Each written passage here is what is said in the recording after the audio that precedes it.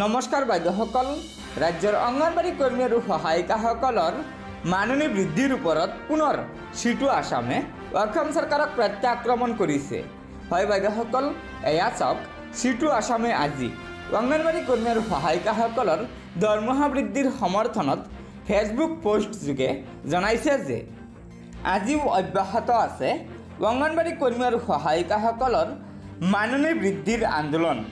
কাৰো ভাবুকিক কেৰেপ নকৰে। এটাই দাবী, সঞ্চালকালয়ৰ প্ৰস্তাৱ মতে মাননি বৃদ্ধি কৰা হওক।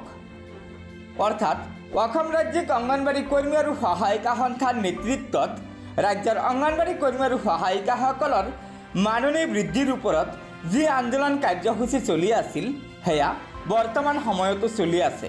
তেওঁলোকৰ এটাই দাবী, সঞ্চালকালয়ৰ প্ৰস্তাৱ মতে ৰাজ্যৰ অংগনবাড়ী কৰ্মী আৰু সহায়িকাসকলৰ যি মাননি আছে সেই মাননি বৃদ্ধি কৰিব লাগে।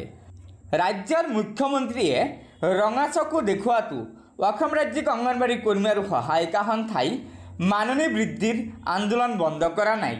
আজিও আমগুৰি প্ৰকল্পত, দুধনৈ প্ৰকল্প, ভৱানীপুৰ প্ৰকল্প, সোণাৰী প্ৰকল্প, গুৱাহাটী নগৰীয়া প্ৰকল্প আৰু ডিমৰীয়া প্ৰকল্পই মাননি বৃদ্ধিৰ দাবীৰে আন্দোলন কাৰ্যসূচী চলাই নিছে।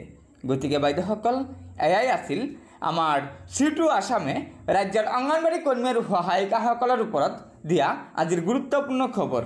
আশা কৰিছোঁ এই ভিডিঅ'টোৰ জৰিয়তে আপোনালোকে কিবা এটা কথা জানিব পাৰিছে। সেয়েহে লগৰ বান্ধৱীসকলক ভিডিঅ'টো শ্বেয়াৰ কৰি আজিৰ এই গুৰুত্বপূৰ্ণ খবৰটো জনাই দিব।